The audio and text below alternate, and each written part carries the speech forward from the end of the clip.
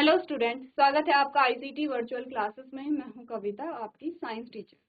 उम्मीद करती हूं आप सभी अच्छे होंगे और स्वस्थ होंगे। सो क्लास कंटिन्यू करेंगे अपना चैप्टर, और चैप्टर का नाम है micro organism, friends and food.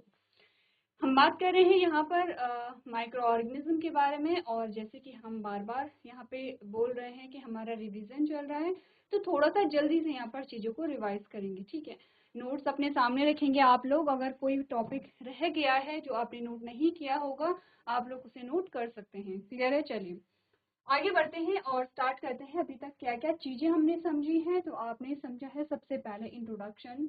Next हमने बात की है यहाँ पर classes, different classes of micro organism, यानी कि जो सूक्ष्म जीव हैं उनके जो अलग अलग वर्ग होते हैं वो कौन कौन से हैं, जिसमें आता है सबसे पहले बैक्टीरिया। ठीक है, अब बैक्टीरिया के कुछ हमने देखे थे, जैसे कि हमने कहा था कि इनका जो शारीरिक संगठन है कैसा है, किस प्रकार के हैं। एक कोशिकीय होते हैं और प्रोकैरियोटिक हैं। न्यूट्रिशन इनमें दोनों टाइप का होता है, ऑटोट्रॉफ होगा और हेटेरोट्रॉफ होगा। ऑटोट्रॉफ जो हैं वो क्या कहलाएंगे यहाँ पर, कीमो ऑटोट्रॉफ कहलाते हैं, क्योंकि केमिकल की प्रेजेंस में क्या कर रहे हैं, अपने फूड का फॉर्मेशन कर रहे हैं। ठीक है, आगे बढ़ते हैं यहाँ पर, और हमारे पास अलग अलग जो शेप आती हैं माइक्रो ऑर्गेनिज्म की, वो इस प्रकार से यहाँ पर आती हैं। नेक्स्ट हमारे पास जो आता है यहाँ पे ग्रुप, उसमें हमने बात की है फंगस की, फंजाई की।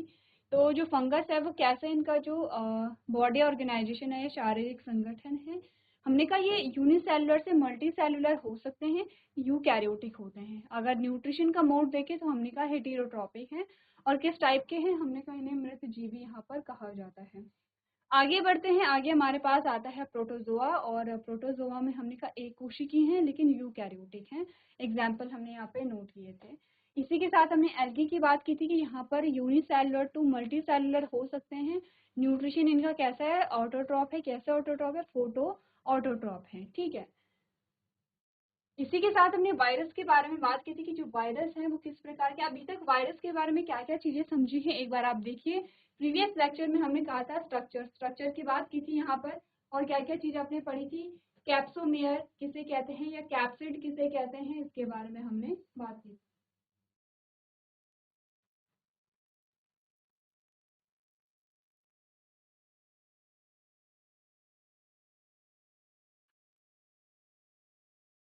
चलिए, अब हमने वायरस के बारे में क्या क्या चीजें समझी थी, डिस्कस करते हैं। हमने कहा वायरस जो है यहाँ पर, क्योंकि इसमें कोई सेल है नहीं, वायरस का जो स्ट्रक्चर है, हमने कहा वायरस में किसी प्रकार की सेल नहीं पाई जाती है, पहली चीज। तो ये स्ट्रक्चर क्या है, आपने कहा ये प्रोटीन की कवरिंग है, प्रोटीन की लेयर है, उसके अंदर डीएनए या आरएनए, कोई भी जो एक न्यूक्लिक एसिड है वो होता है। न्यूक्लिक एसिड डबल स्ट्रैंड और सिंगल स्ट्रैंड कोई भी यहाँ पे हो सकता है। इन यूनिट्स को, जो प्रोटीन लेयर की जो यूनिट है, इन्हें हमने कैप्सोमेयर कहा था। पूरी यूनिट को आपने कैप्सिड कहा था यहाँ पे। ठीक है, क्लियर है? अब जो वायरस है, हमने कहा ना तो वो जंतु है, ना ही वो पादप है, ना ही वो सूक्ष्म जीव है, क्योंकि वो जीव है ही नहीं, वो क्या है, लिविंग की कैटेगरी में नहीं आता है। वायरस के अगर हम देखेंगे तो बेनिफिट्स हमें नहीं मिलते हैं, जो भी आप देखेंगे आप हार्मफुल इफेक्ट ही देखेंगे। अगर बेनिफिट के तौर पर हम देखेंगे, एक बेनिफिट हम कह सकते हैं कि वायरस को हम एज अ वेक्टर यूज कर सकते हैं। ठीक है, वायरस को आप एज अ वेक्टर यूज कर सकते हैं। वेक्टर यानी कि एक वाहन के रूप में, एक क्या होता है, वाहक का काम करता है। ये कैसे, जब आप हायर क्लासेस में जाएंगे तब आप समझेंगे कि यहाँ पर जो जीन्स होते हैं, जैसे हमने डीएनए के बारे में समझा, अगर इस स्लाइड में आप देखेंगे तो हमने क्या बात की थी, यहाँ पर ये डीएनए है, और डीएनए का कोई सेगमेंट, डीएनए का कोई सेगमेंट जो किसी कैरेक्टर के लिए रिस्पॉन्सिबल है, इसे हमने क्या कहा था, जीन कहा था। इसे हमने जीन नाम दिया था। अब हमने कहा फॉर एग्जाम्पल कोई जीन, क्योंकि जीन कैरेक्टर्स के लिए रिस्पॉन्सिबल है, हम चाहते हैं कि ये जो कैरेक्टर है ये इस ऑर्गेनिज्म में ही ना रहे, बल्कि दूसरों में भी हम क्या करें, उसे यहाँ पर क्रिएट कर सके। जैसे इंसुलिन है, इंसुलिन एक्चुअली में क्या होता है, इंसुलिन को प्रोड्यूस करने वाला जो जीन है उसे हम उस व्यक्ति में डाल देते हैं, उस व्यक्ति में ट्रांसफर कर देते हैं जिसमें इंसुलिन की कमी होती है। ठीक है, तो हमने क्या किया है, हम एक व्यक्ति से, अब ऐसा नहीं है कि उस व्यक्ति का हम जीन दे देंगे तो वो व्यक्ति क्या करेगा, हमने कहा हम एक सेल से निकाल रहे हैं। और एक सेल का मतलब ऐसा नहीं, क्योंकि आपका जो पैनक्रियाज है वो तो बहुत सारी सेल से मिल करके बना है। पैनक्रियाज है क्या आपका पूरा एक अंग हम कह सकते हैं, ग्लैंड है तो पूरा एक अंग हम कह सकते हैं। ठीक है, वहां पर आप एक सेल को निकालते हैं और एक सेल से आप उस जीन को क्या करेंगे, यहाँ पे निकाल देंगे। ऐसा नहीं है कि सिर्फ एक ही ऐसी सेल होगी जिसमें इंसुलिन का जो जीन है वो प्रेजेंट होगा। बहुत सारी सेल्स, वहाँ पैनक्रियास की काफी सारी सेल्स होंगी, ठीक है।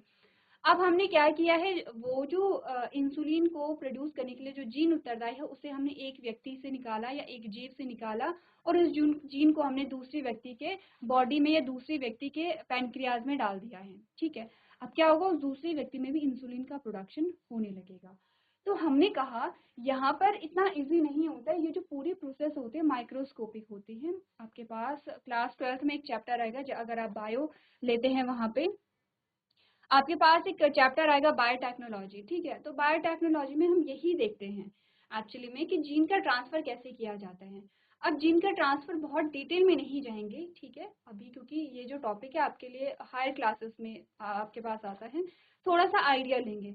हमने क्या किया, जेनेटिक मटेरियल निकाला, इसके हमने छोटे छोटे पीस कर दिए हैं, सेगमेंट, हमने यहाँ पे सेगमेंट इसके बना दिए हैं। अब ध्यान रखिए, जो जेनेटिक मटेरियल होता है वो सब्जी जैसा नहीं है कि निकाला और चाकू से उसे काट दिया, ठीक है, क्योंकि जेनेटिक मटेरियल को माइक्रोस्कोप में ही क्या किया जाता है, यहाँ पर ऑब्जर्व किया जाता है। और वहां पर जो सीजर यूज होगी, ठीक है, जो कैंची या सीजर जिसे कहते हैं, तो मॉलिक्यूलर सीजर ही यूज होती है, आणविक कैंची जिसे हम कहते हैं, ठीक है। तो इस प्रकार की सीजर यूज नहीं करते हैं, आगे जाके आप अच्छे से समझेंगे। तो आप बस इतना समझिए, जेनेटिक मटेरियल को निकाला, डीएनए को निकाला, डीएनए के पीस पीस यहाँ पे कर दिए हैं। अब ये जो पीस है, जो कि क्या है, यहाँ पे इंसुलिन के प्रोडक्शन के लिए जो जीन उत्तरदायी है, उस जीन को हमने क्या किया है, यहाँ पर एक वेक्टर है, एक वाहन है, उसमें डाला और उस वेक्टर को किसी की बॉडी में डाल दिया है। तो एक्चुअली में जो बेनिफिट अगर हम एक कह सकते हैं, वैसे तो ऐसा कुछ बेनिफिट है नहीं वायरस का, सारे हार्मफुल इफेक्ट होते हैं और हमें कोई प्रोडक्ट नहीं देते हैं ये। लेकिन अगर एक बेनिफिट अगर हम कह सके तो हमने कहा ये वेक्टर हो सकते हैं, ये वेक्टर का काम करते हैं, तो इस एस्पेक्ट में ये हमारे लिए बेनिफिशियल हो सकते हैं। अब हमने कहा कि ऐसा कैसे है कि वायरस में हम, ठीक है, हमने इस वायरस के अंदर हमने क्या किया है, वो जो जीन है वो डाला और इस वायरस को अपनी बॉडी में हमने डाल दिया है, यानी कि ह्यूमन की बॉडी में हमने इंसर्ट करा दिया है।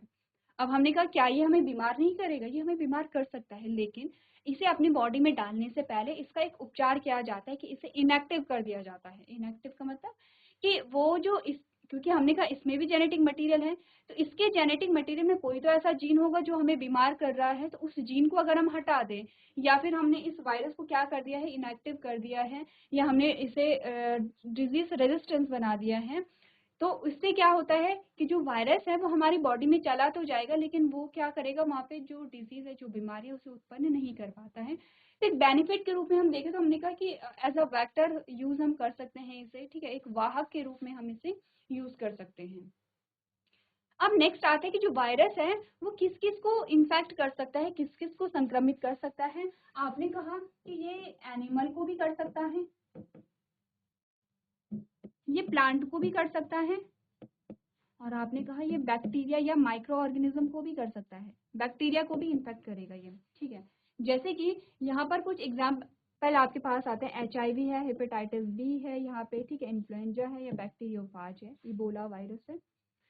इसमें अगर हम कहें कि HIV जो है मनुष्य को प्रभावित करने वाला वायरस है, बैक्टीरियोफाज जो है वो बैक्टीरिया को प्रभावित करने वाला वायरस है। तो ये सबको ही प्रभावित करता है। यहाँ पे माइक्रो ऑर्गेनिज्म जो है उनको भी प्रभावित करेगा, यानी कि उनको भी क्या करेगा, यहाँ पे रोग उनमें भी उत्पन्न कर सकता है। जो जीव जंतु होते हैं उनमें भी करेगा, जो प्लांट्स होते हैं उनमें भी करेगा। तो पढ़ लें वायरस के बारे में क्या बात हमने की है। आपने कहा viruses are microscopic organism but they are different from others microbes because they produce only inside the cells of the host organism which can be plant, animal और अ बैक्टीरियम। आपने कहा विषाणु क्या होते हैं, सूक्ष्म जीव होते हैं, लेकिन वे अन्य रोगाणुओं से भिन्न होते हैं, क्योंकि वे केवल परपोषी जीव, जो एक पौधा, जानवर, एक जीवाणु हो सकता है कि कोशिकाओं के अंदर ही क्या करते हैं, प्रजनन करते हैं। प्रजनन का मतलब होता है अपनी सेल्स में क्या करना, बढ़ोतरी करना या अपने सेल के नंबर को इनहांस करना, ठीक है। अब आपने कहा कि जो माइक्रो ऑर्गेनिज्म है वो कहाँ रहते हैं, तो सिंपल सा इसका आंसर हमने कहा था, माइक्रो ऑर्गेनिज्म सभी जगह रहते हैं। और क्योंकि अर्थ पे ऐसी भी जगह है कि जहाँ पे जीवन संभव नहीं है, जहाँ पे किसी भी प्रकार का जीवन नहीं देखा जाता है, माइक्रो ऑर्गेनिज्म वहाँ भी रहते हैं, ठीक है। तो क्या पढ़ा हमने, चलिए, तो हमने क्या बात की है, हमने कहा जो माइक्रो ऑर्गेनिज्म है वो कहाँ रहते हैं, आपने कहा था माइक्रो ऑर्गेनिज्म में भी सिंगल सेल्ड और unicellular as in bacteria, protozoa, और they may be multicellular as in fungi, animal etcetera. यानी कि सूक्ष्म जीव बैक्टीरिया, प्रोटोजोआ की तरह एक कोशिकीय हो सकते हैं, ठीक है। वे बहुकोशिकीय हो सकते हैं जैसे कि कवक और जो अन्य जीव होते हैं, ठीक है, जानवर नहीं होंगे। नेक्स्ट हमने कहा they can survive in water, air and all kinds of environmental condition like extreme cold climate to even the hot spring desert and a marshy land. Some of them even live inside the body of animals and even humans. आपने कहा वे पानी, हवा और सभी प्रकार के पर्यावरणीय परिस्थितियों जैसे कि अधिक ठंडी जलवायु से लेकर गर्म झरनों, रेगिस्तान और दलदली भूमि तक में जीवित रह सकते हैं। उनमें से कुछ तो जीव और यहाँ तक कि इंसानों के शरीर में भी रहते हैं। क्लियर है, सभी जगह प्राप्त होते हैं। नेक्स्ट टॉपिक हमारे पास आता है जो इम्पोर्टेंट है इस चैप्टर में, ठीक है। यहाँ तक बेसिक जानकारी हमने ली है। अब हम कहेंगे कि जो माइक्रो ऑर्गेनिज्म और हम हैं, यानी कि माइक्रो ऑर्गेनिज्म का हमारे जीवन में क्या भूमिका है, इसके बारे में बात करेंगे, ठीक है। तो आपने कहा कि यहाँ पे it is to be noted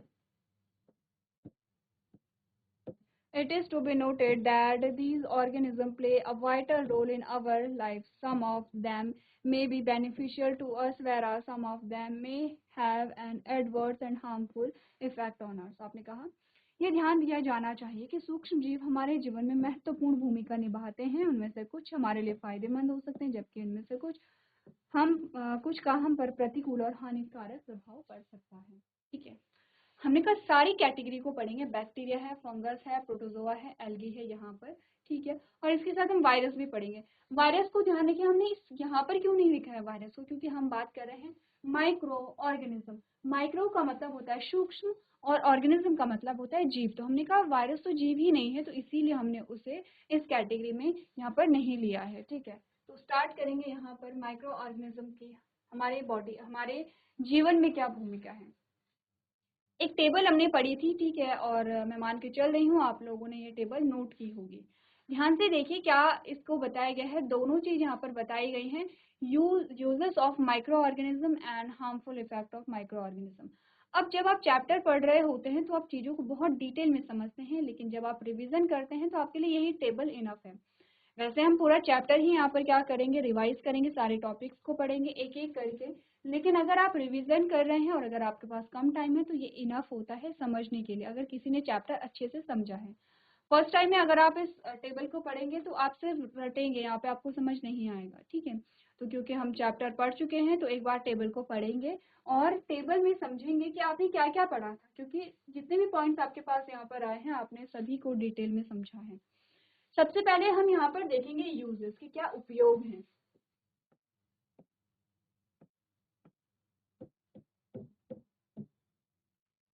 या जिसे हम कहते हैं सकारात्मक,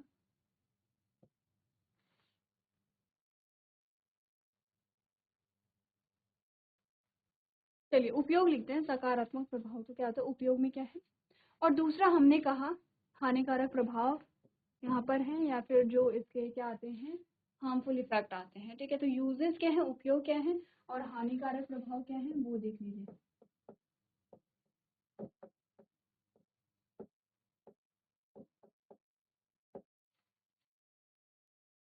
सबसे पहला जो उपयोग है, हमने कहा माइक्रो ऑर्गेनिज्म का यूज होता है दही को बनाने में, ब्रेड को बनाने में और केक को बनाने में, ठीक है। क्या होता है, दही को बनाने में सूक्ष्म जीवों का यूज होता है, ब्रेड बनाने में होता है, और केक को बनाने में क्या होता है, सूक्ष्म जीवों का उपयोग किया जाता है, पहली चीज। अब आपने ये देखा था, ध्यान रखिए, आपको देखना क्या इतना, हमने कहा यहाँ पर आप देखेंगे अगर आपने चैप्टर अच्छे से समझा है तो आप जानते हैं कि दही बनाने के लिए कौन सा माइक्रो ऑर्गेनिज्म यहाँ पे यूज हुआ था, ब्रेड बनाने के लिए कौन सा माइक्रो ऑर्गेनिज्म यूज हुआ था, और केक बनाने के लिए कौन सा माइक्रो ऑर्गेनिज्म यहाँ पे यूज हुआ था। यही आपको समझ में आना चाहिए। इसीलिए हमने कहा था कि अगर आप पहली बार ये टेबल पढ़ रहे हैं तो आप सिर्फ रटेंगे, लेकिन अगर आप रिविजन करें तो आपको इतना पता है कि जितने भी प्रोडक्ट बन रहे हैं उसके लिए सूक्ष्म जीव कौन है। अब आपके पास क्वेश्चन ये नहीं आएगा कि बताइए सूक्ष्म जीवों के क्या उपयोग हैं। अगर आ भी जाएगा तो बहुत कम चांसेस होते हैं इतना सिंपल आने के, इतना सिंपल क्वेश्चन आने के बहुत कम चांसेस होंगे। आपसे ये पूछा जा सकता है कि दही बनाने में किस माइक्रो ऑर्गेनिज्म का यूज़ किया जाता है। आपसे ये पूछा जा सकता है कि ईस्ट के उपयोग बताइए, ठीक है। या आपसे ऐसा भी पूछा जा सकता है कि यूजेस बताइए, लेकिन आपने कहा कि अच्छे लेवल पे अगर आपको क्या करना है, चैप्टर प्रिपेयर करना है, तो आपको इतने सिंपल में नहीं रहना है, आपको हर एक पॉइंट को क्या करना समझना पड़ेगा।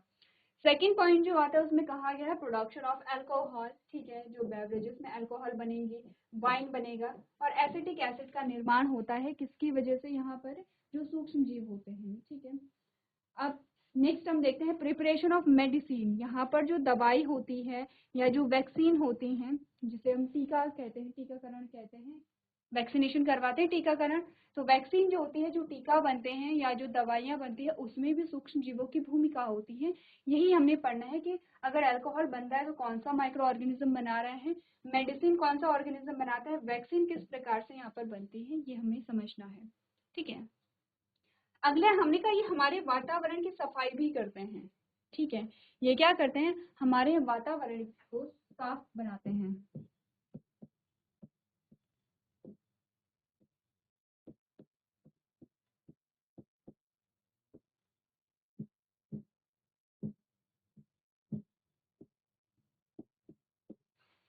ठीक है।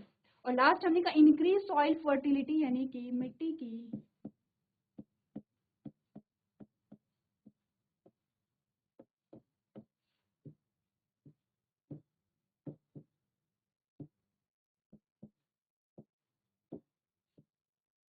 उपजाऊ क्षमता को बढ़ाने का काम भी क्या करते हैं, माइक्रो ऑर्गेनिज्म करते हैं। ये तो इनके यूजेस हो गए हैं कि जो क्या करें, हमारी मदद कर रहे हैं। अब हम इनके एग्जाम्पल देखेंगे कौन कौन ये काम कर रहे हैं। हार्मफुल इफेक्ट देखेंगे तो हमने कहा ये बीमारियां कॉज करते हैं, प्लांट में भी, एनिमल में भी, ह्यूमंस में भी, सभी में क्या करते हैं, ये बीमारियों को उत्पन्न करते हैं। दूसरा हमने कहा सिर्फ लिविंग ऑर्गेनिज्म पे ही इनका नकारात्मक प्रभाव नहीं पड़ता है, बल्कि जो एबायोटिक फैक्टर है, आपने क्या पढ़ा था, इन्वायरमेंट पढ़ा था,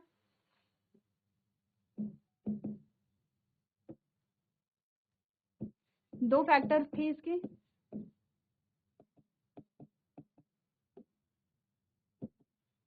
बायोटिक एंड एबायोटिक। बायोटिक में ये आपके जितने भी आते हैं ये आ जाएंगे, और एबायोटिक में आपके ये आ जाएंगे कि ये जो क्या करते हैं, जो फूड है, स्पॉइल्ड फूड है जो, अच्छा यहाँ पे फूड है,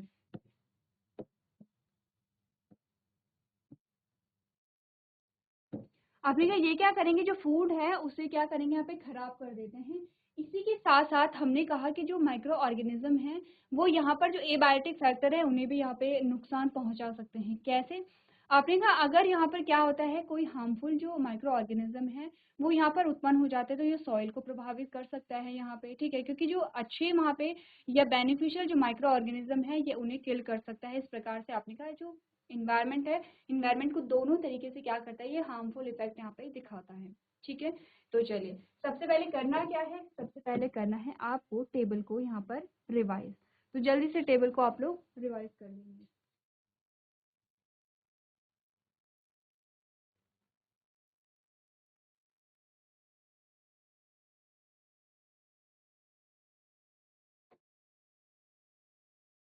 चलिए अब आपने टेबल को यहाँ पर नोट कर लिया है। अब हम क्या करेंगे, एक एक करके यहाँ पे टॉपिक को समझेंगे। जैसे कि सबसे पहले आप देखेंगे क्या क्या उपयोग है यहाँ पे, जो कर्ड है, कर्ड और ब्रेड का फॉर्मेशन कैसे होता है। नेक्स्ट हम देखेंगे कि जो केक है या ब्रेड है उसका फॉर्मेशन कैसे होता है, ठीक है। ये आपके पास एक जीआईएफ हमने देखा था, एक शॉर्ट वीडियो हमने देखी थी जिसमें आपको ईस्ट के उपयोग बताए गए हैं। नेक्स्ट हमने देखा था औषधि का उपयोग किस प्रकार से होता है, या वैक्सीनेशन किस प्रकार से की जाती है और वैक्सीन क्या होती है। नेक्स्ट हमने कहा मिट्टी की उर्वरकता किस प्रकार से बढ़ती है, या फिर पर्यावरण की सफाई कैसे होती है। जैसे कि एक अगेन हमारे पास एक शॉर्ट वीडियो आती है, इसके बारे में हम बात करेंगे। तो आगे के जो टॉपिक हैं उसके बाद, ये तो थे यूजेस, यहाँ तक यूजेस से नेक्स्ट हमारे पास हम हार्मफुल इफेक्ट को देखेंगे। तो आपको करना क्या है, यहाँ पे नोट्स को जल्दी से रिवाइज कर लेंगे जिससे कि जो भी चीजें हम यहाँ पे रिपीट कर रहे हैं वो आपको जल्दी से समझ में आ जाए। तो आज के सेशन में हम इतना ही करेंगे। अभी तक क्लास में बने रहने के लिए आपका धन्यवाद।